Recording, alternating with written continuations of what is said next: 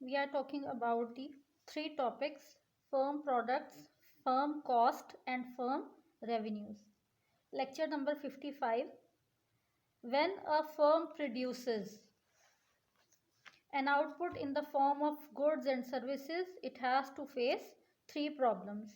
एक फर्म जो है वो गुड्स और सर्विसेज को प्रोड्यूस कर रही है, लेकिन while the process of that production उसको कौन से तीन ऐसे प्रॉब्लम्स हैं जिनको फेस करना है, जिनका सोल्यूशन ढूंढना है.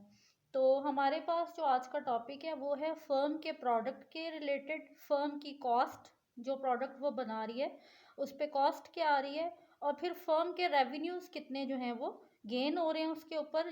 जो कॉस्ट निकाल के जो उसको गेन हो रहा है, that are known as the firm's revenues. वो एक छोटी फर्म भी हो सकती है और वो एक इंडस्ट्री भी हो सकती है, एक मैन्युफैक्चरिंग बॉडी भी हो सकती है.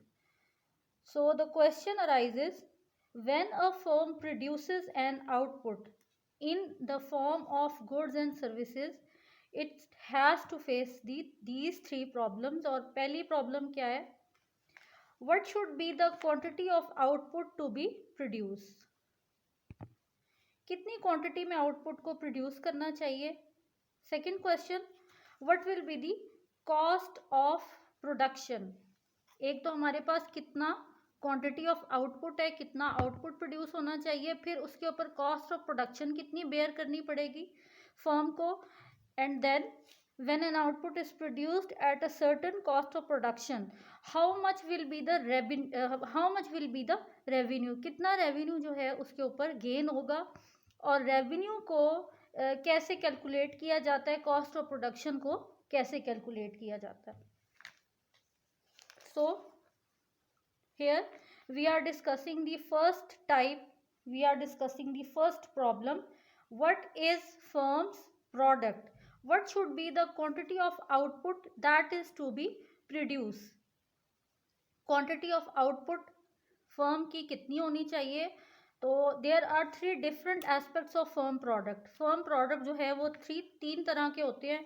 एक हमारे पास है टोटल प्रोडक्ट. क्या होता है? this is number one. This is number second, marginal product. Then this is number third. Okay.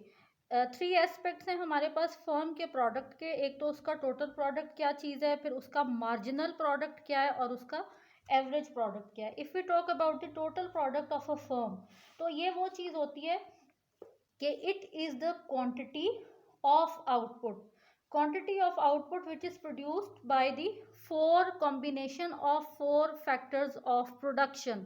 When we combine factors of production, four factors of production को जब हम combine करते हैं तो उनसे जो output produce होता है उसको हम टोटल प्रोडक्ट जो है वो कंसिडर करते हैं. फॉर एग्जाम्पल कि if a firm produces 1000 metre of cloth, एक फर्म जो है वो 1000 मीटर का जो कपड़ा है वो प्रोड्यूस कर रही है पर मंथ, तो with the help of the four factor of production तो उसको हम टोटल प्रोडक्ट जो है वो कंसिडर करेंगे.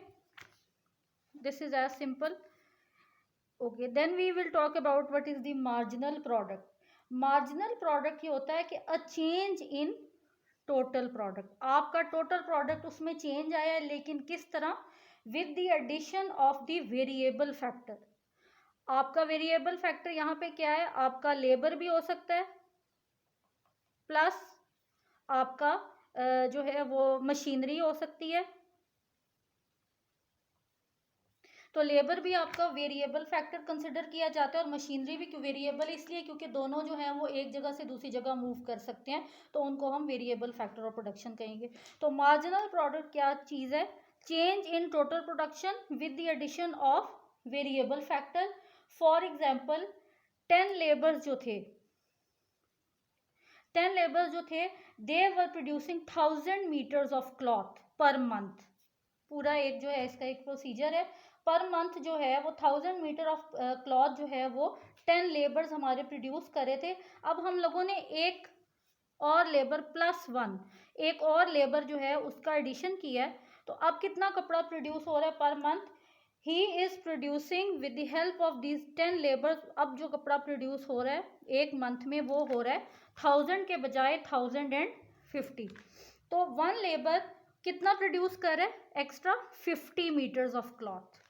तो टोटल प्रोडक्शन जो है वो अब 1000 मीटर से बढ़ के वो 1050 मीटर जो है वो हो चुकी है। तो मार्जिनल प्रोडक्ट जो है that is the change in total product with the addition of the variable factors of production.